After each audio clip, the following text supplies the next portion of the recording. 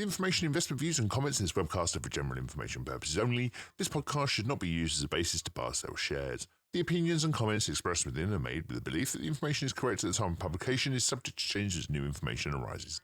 The webcast will not accept responsibility for decisions made with the information contained within. The host is a shareholder in Greatland Gold.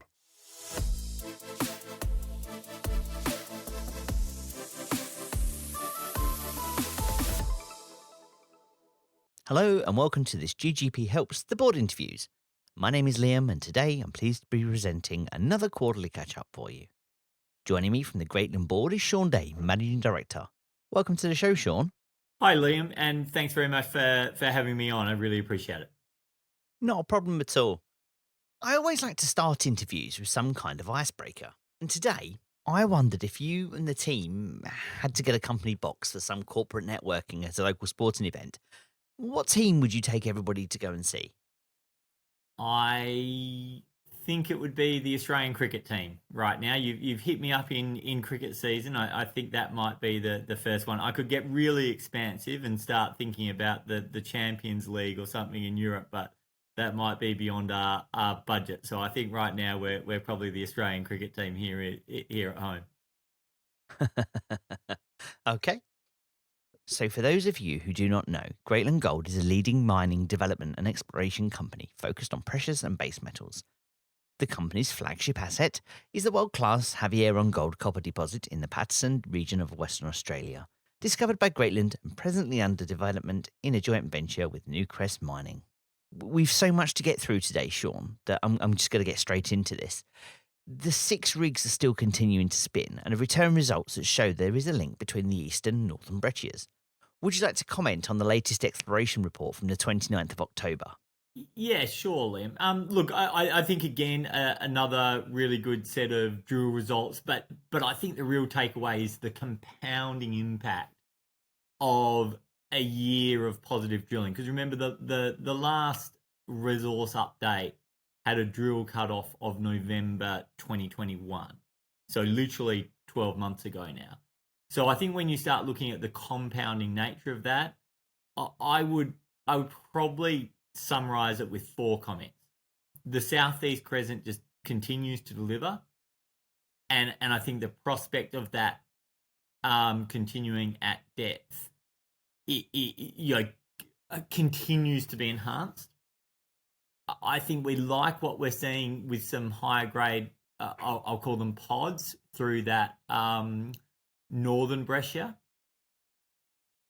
I really think the star of the show has been the eastern breccia. It's just got a lot broader and really improved in grade over the last 12 months. So I think that's extremely encouraging.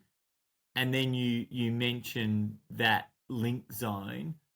I think originally we had kind of assumed that was effectively barren.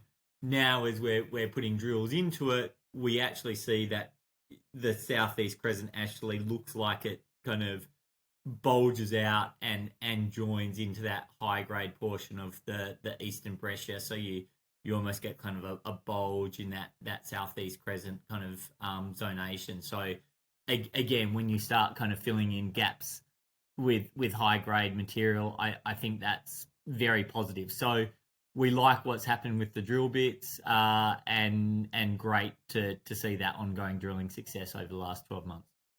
Absolutely. And the other news, probably the elephant in the room for most shareholders, is that Newcrest announced they would like to delay the feasibility study. What's the reason for this, and what are the benefits for Greatland with it being delayed? Yeah, well, I think the benefits are around optimization. I just in the last question on the drilling, I mentioned that the resource had a cutoff of November 2021. It really would have been extraordinary to come out with a study based on 13 months out of date data. And look, I think people have listened to comments I've made over the last year or so. We felt the PFS had too big a gap between drilling cutoff and publishing, and this was actually going to be a longer gap. And I think your understanding of the ore body and the potential continues to evolve, and I think it's really important to capture that. I think it's important to capture the optimization work that's going on. So I see it as positive. Look, I think the way I see it from a Greatland perspective is we were kind of comfortable either way. It would have been good to get that milestone out of the way. I think it would have been a little bit like the PFS, where we would have been painting the picture like this is an interim step. It's good, but people should be confident it's going to continue to get better. If we can now, complete a study that captures more of the optimization, that captures more of the drilling, and shows that increase from 2 million tonnes to 3 million tonnes, which is a 50% increase. Albeit, I think there should be an expectation that if you increase the size of a mine by 50%, and there is clearly some inflationary pressure, I think there should also be some expectation that will come at some cost. But I'd like to highlight that we kind of planned for that. We went out there, we did the equity, we did the debt. We didn't fund the PFS cost CapEx. We funded our view on an enlarged Havieron and gave ourselves a really neat buffer. So I think that in essence, the benefit is seeing a better, more realistic Havieron is a better outcome for shareholders. I think you've just answered my next question there, but I think I'll ask it anyway. Should the feasibility study grow the resource and a new mine plan be published alongside it, which shows that more than 3 million tonnes per annum can be extracted with a second dedicated decline, will Greatland be able to meet the additional expenditure required? So there's actually three parts to that question. So to start with, we have a high degree of confidence that we would expect a meaningful increase in the resource. Again, just echoing back my earlier comments around the successful last 12 coming into 13 months of drilling. Then the next part of that question is around the decline. Just to revisit that, the PFS had 2 million tonnes per annum coming up a single decline. The expectation of the feasibility study is 3 million tonnes still coming up that single decline. So there isn't the additional CapEx of a whole new decline. For good order, there will be overtaking bays. I think there'll actually be overtaking lanes, so to speak, just to make that single decline more productive, to take up the efficiency of that from 2 to 3 million tonnes. So that will come with some additional CapEx. But I think that is what's lovely about that is actually it lowers the overall capital intensity, or it should lower the overall capital intensity of the project. i.e., you'll be getting more ounces and more NPV per unit of CapEx. And then finally, you kind of drifted in there to the funding element. Well, again, I think we've disclosed to the market, we had the 2 million tonne PFS, but we all knew it was looking at trying to create a 3 million tonne feasibility study. So in our internal models, in terms of engagement with the banks, we really focused on that larger mine being the 3 million tonne. So so again, we've kind of pre-baked that additional capital of debt and equity. And we're keen to finalise the study so we can say that with complete confidence, but we feel we're incredibly well positioned for it. That makes sense. Thank you. What risks remain in your mind as the managing director of a gold mine development company? Oh, look, I think no development is linear. There's always challenges. I think what we have seen over the past 12 months is some really good de-risking elements. So I think drilling is, again, really important de-risking. Seeing more ounces in the ground is great. Secondly, we've seen a change in the productivity of the decline. I think that was a huge focus for us in the market. in the first kind of 6 months of that development. It was always meant to be a tough 6 months. We always talked about it being very soft and needing a lot of support to get through that initial part of the Permian, and that it's not homogeneous as you go down at depth, that over time the ground conditions will improve. And again, I think we've seen that borne out in the productivity that people can track, with each quarterly or indeed each 6 weekly update. And then I think also getting in the blind bore was a really important element of de-risking, because again, that's going through that Permian layer. So I think there's lots of de-risking, but we continue to have all the challenges. I think we want to increase productivity in that decline. I think we want to finalise study plans, finalise a view on recoveries. I think there's all these things. Now, hopefully they're all part of the optimization and potential improvements. But again, it's important to run all those things to ground. So nothing's linear, but I'd like to think there's more upside than downside, but time will tell. Okay, the single biggest risk-off event will be the decision to mine. Do you expect this to accompany the feasibility study, or should shareholders expect a delay as the due process occurs and it's formulated or decided upon? I think a decision to mine in a formal sense would follow a feasibility study in very short order. But just to remind people, we started development of this in February 2021. So we're getting close to 2 years of development. We get into ore kind of early 2023.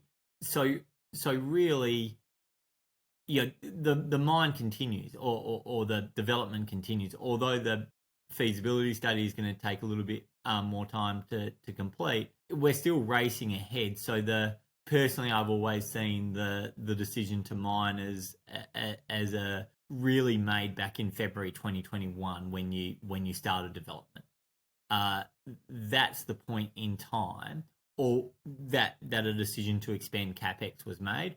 Albeit, I think to make a formal decision, it would be great to have a full life of mine plan to endorse as a management committee. Okay, thank you. I understand that.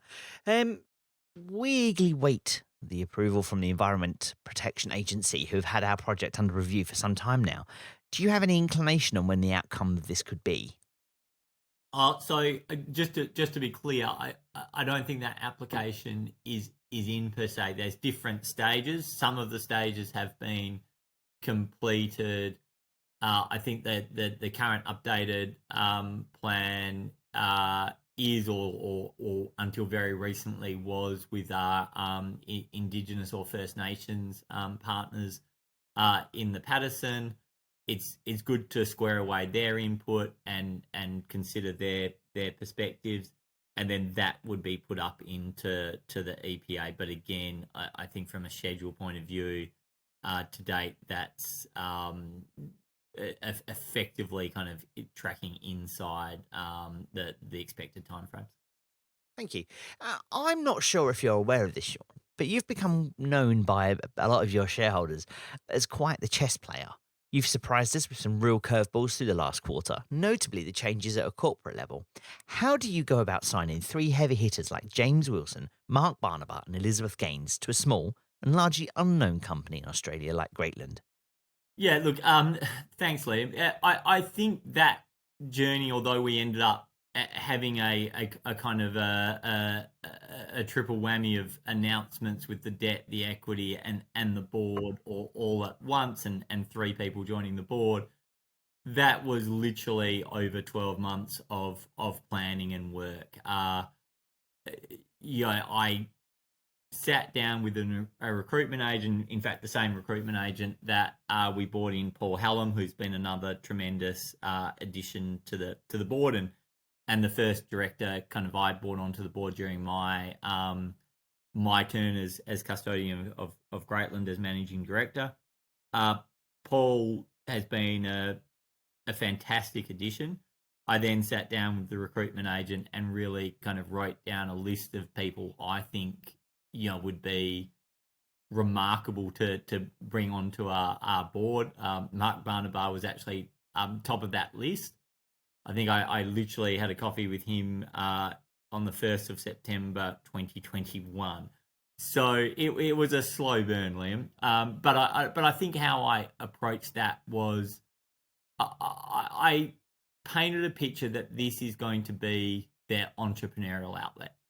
So they are, all of the three we brought in sit on some larger boards and have a history with larger companies from Fortescues and BHPs and more prestigious entities than Greatland, not to detract from Greatland in any way, shape or form, but we're obviously at a different scale and level of market profile to a BHP or Reserve Bank of Australia.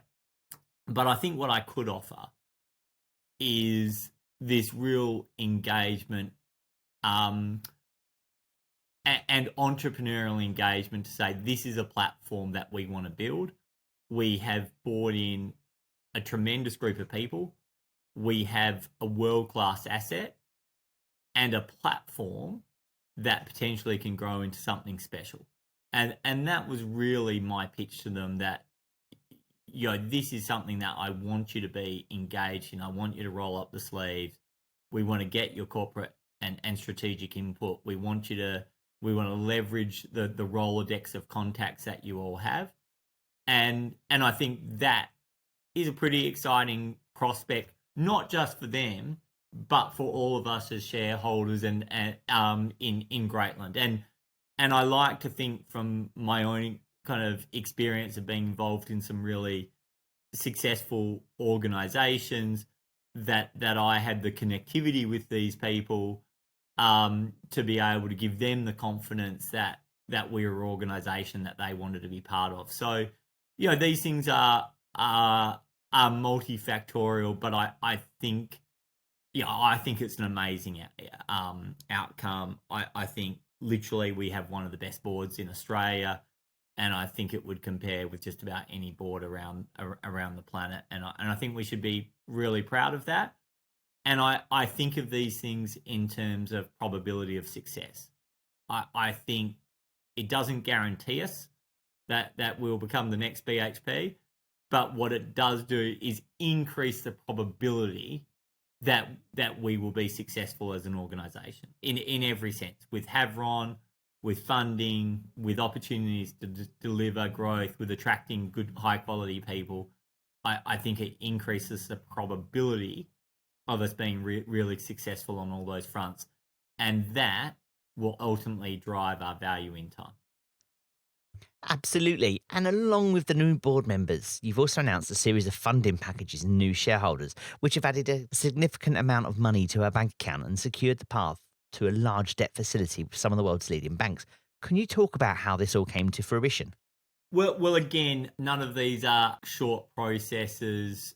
We literally kicked off our banking in January 2022, but also had warm banks up prior to that and engaged with them. But in a formal sense, we ran a process at really, I think we announced it in September. So that was, again, it was kind of 9 months to be an overnight success. So and I think we also did the equity raise before that, which was led by, or cornerstoned by, Tribeca. I think the success of that raising and demonstrating institutional attraction to our stock gave everyone a lot of confidence. That, I know you asked about the debt, but I'm going to jump across to the strategic equity that Walu brought in. Again, I think having a successful institutional raise by a number of really respected funds, headlined by Tribeca. Again, success breeds success. I think that gave Walu confidence. They understood their ore body, that they are a resource-focused house. So they do have their own in-house expertise. They like the ore body. I knew some of them from previous roles, which I think they took some confidence from that. And then we're able to bring that together by saying, look, we've been able to raise this equity, but if you guys come in, I think that holds a lot of additional advantage to us. And then to dovetail that back to the debt, not only were we, running a debt process, but also we were able to describe to the banks that we intend to bring in, some really high profile, governance focused and credible directors. I think that gave them a lot of confidence, and we're able to deal with the equity. What I wanted to avoid was announcing a debt piece with an equity shortfall and creating a moment of vulnerability.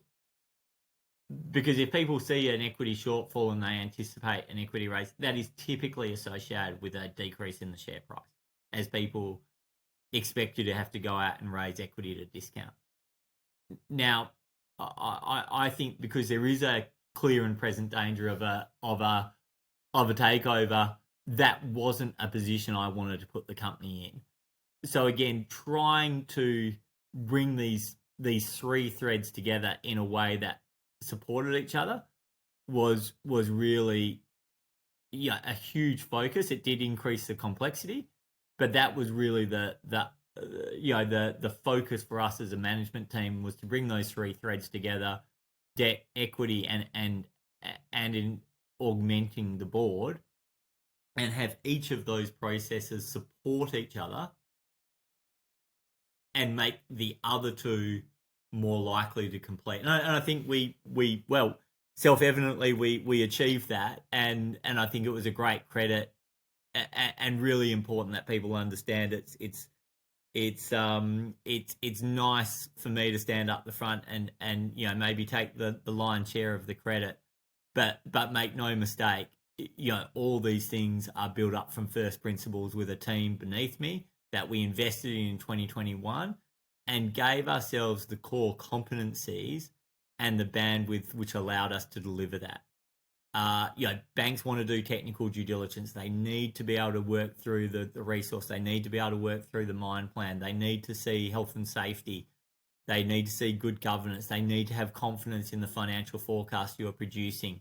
You need all of that to come together as a symphony to credibly present your organisation, to attract capital from world-class organisations. And I think that was the great achievement for Greatland over that kind of 18-month period, was building the team and giving ourselves a platform where as a team we could deliver that. And not only do we have Walu Metals as our biggest shareholder, but it also brings along with it that Andrew Forrest effect. Have you managed to meet up with him and his team to discuss your vision? Yeah, well, look, we really appreciate the relationship with Walu. So I've certainly caught up with Walu, shared that vision with them. I think as part of them by deciding to invest, they buy into that vision, and we are, I think, extremely fortunate to have an organisation like Walu to be a strategic partner with us in terms of the credibility that provides us, the potential access to capital, and the access to deal flow that their brand, which is tremendous, brings to the table. So I think it's all part of the maturity of the organisation, and it's of Greatland, but it's a relationship we really value. Okay, thank you. Jury has also been subject to drills with both Black Hills and the northwest of Paterson Range East. Now that you're shortly about to have a full picture of all the targets, will you then go back in 2023 to the ones that appear to be more favoured, or do you expect to drill out any more new targets? Yeah, look, I think we continue to drill, we harvest information, we test our theories with that, and I think that gives us information to recalibrate, understand the tenements we hold and the targets we have better, and continue to refine and improve our probabilities for success. We're currently drilling Scallywag, 100% owned. I love drilling 100% owned tenements the most. selfishly, if we are successful, I want to keep the whole prize for Greatland, and us all own that fully. I think we're drilling Pearl right now. That is probably our best EM target on that scallywag license. So I think that's a really exciting drill target to be spinning into. So yeah, excited about that one, and very keen to see in time that result and some of the other results from the campaign, including jury as well. So, but I think the Paterson drilling is good, and it's nice to be kind of getting to a point where we're testing some of these targets, which again we only did that on land EM earlier this year. So again, it's about refining information. We had some airborne EM information to get on land, improve the definition of that data, and then again recalibrate targets. I think was tremendous, and probably one of the first drills or holes we're drilling with that updated information is Pearl. So that's good fun and exciting to see. And again, it will be a bit of a slow burn as drilling takes time, cutting the core takes time, getting assays still takes time. But we don't, people should have confidence we don't sit on drill results. We try to get them out into the market in short order, and I think we're going to start seeing a bit of flow of them soon, depending on assay times. Which I was just going to comment on that actually. Are the assay times coming down from where they are, or from where they were a year ago? Yeah, look, I am cautious about making predictions on assay times. I think I did in 2021 say that they were starting to trend down. I think that was a false dawn, and they pretty much stayed up throughout that year. Cautiously, I will volunteer an opinion that they look like they're coming down, but I think again I'd really like to wait until I see that data coming through, consistently, not to us and other kind of organizations or mining companies or exploration companies in the space. But I am cautiously optimistic, but I do want to stay clear of actually making a prediction that assay times are going to decrease. But there is perhaps some talk that will be the case, which is good. The quicker we can turn around information, we like to share that information, but it also means the quicker we can improve the cycle time for revisiting targets. So yeah, positive if that proves to be the case. Okay, thank you. Jury has also been subject to drills with both Black Hills and the northwest of Paterson Range East. Now that you're shortly about to have a full picture of all the targets, will you then go back in 2023 to the ones that appear to be more favoured? Or do you expect to drill out any more new targets? Yeah, Liam. Look, drilling campaigns are contingent. They're about what we learned from the last drill hole and how we reprocess that. But I'm actually, I think I've described before to shareholders the way we think about expiration drilling. We are highly technical led. We are highly driven from first principles. So rather than approaching a high ranked target and punching a dozen holes into it at first pass, which is somewhat guesswork, we take quite a different approach.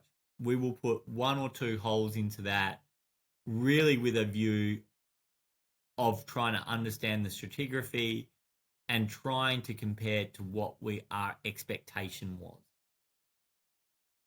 And then we use that information to recalibrate and realize we should be drilling 200 meters to the west. We should be, the anomaly is shallower than we expected or deeper.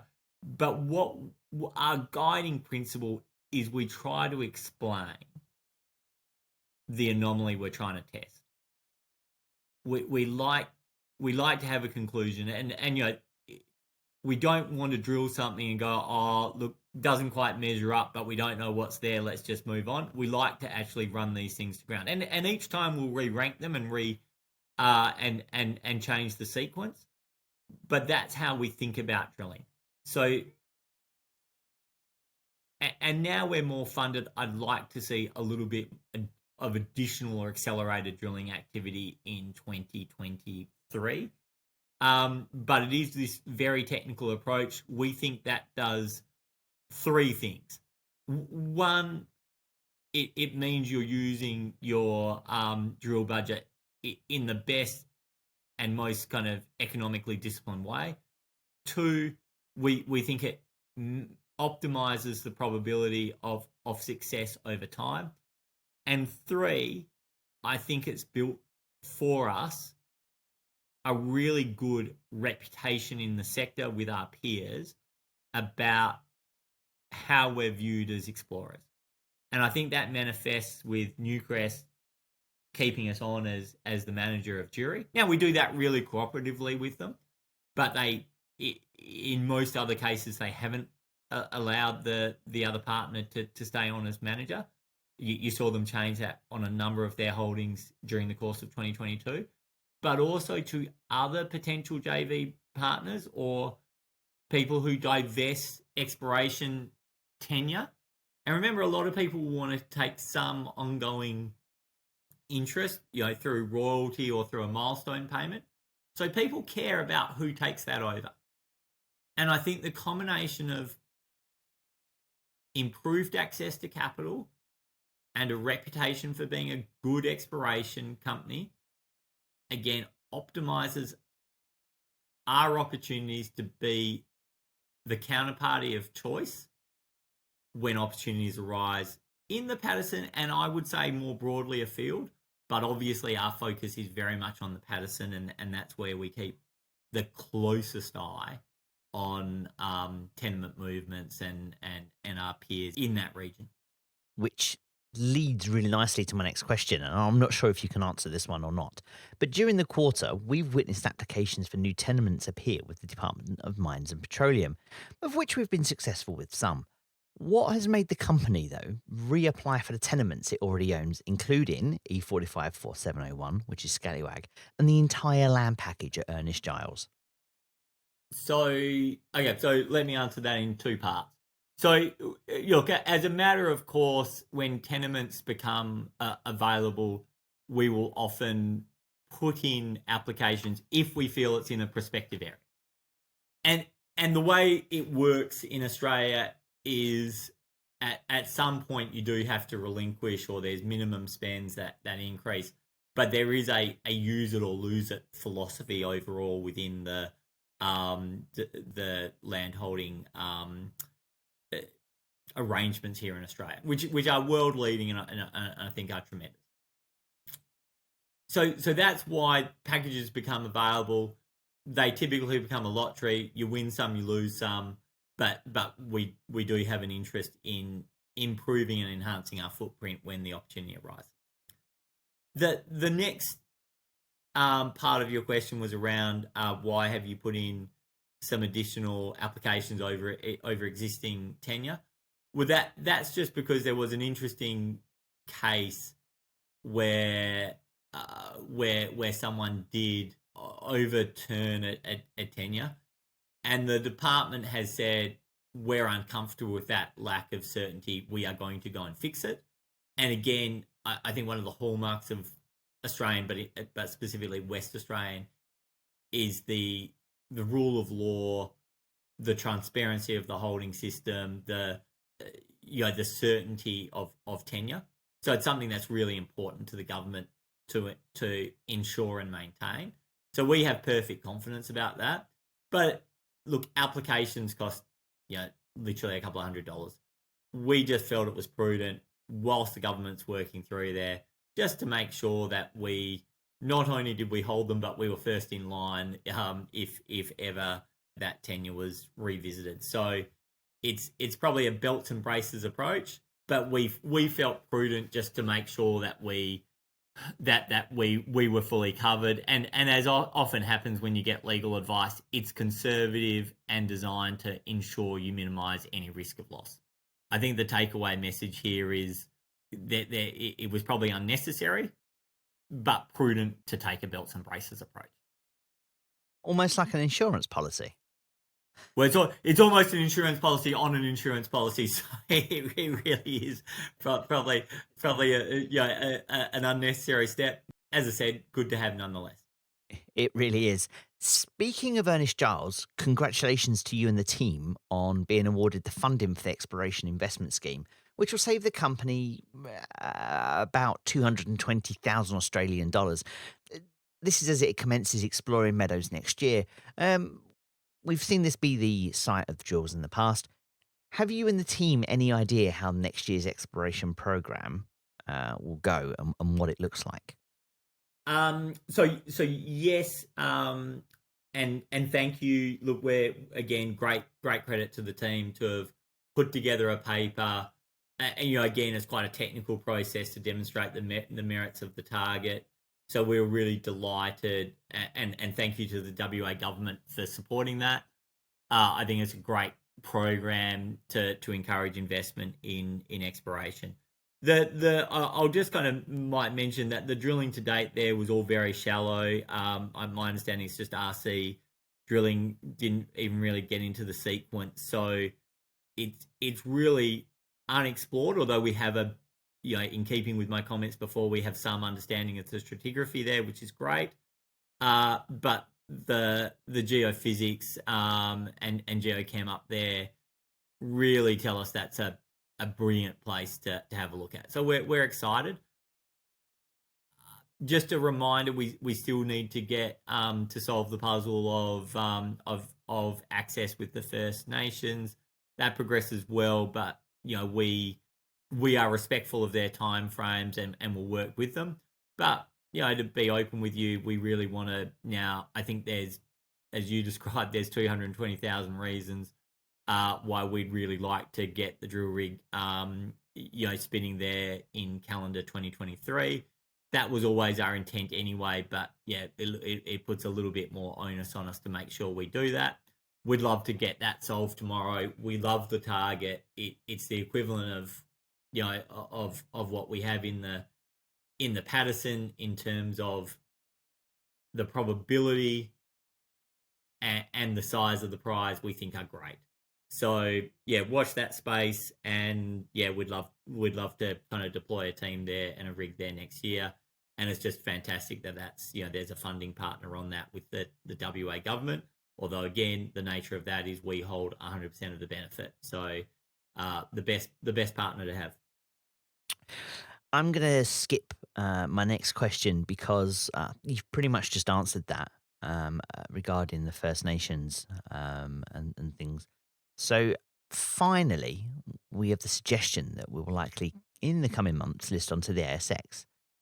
There are many routes to achieve this, and it's been mused and speculated on many, many times on many forums and boards. But I have two questions on this. First, is your chosen path processing as planned? And second, should shareholders expect any further dilution as we become listed? So we continue to think an ASX listing is positive for Greatland. I think in a couple of ways.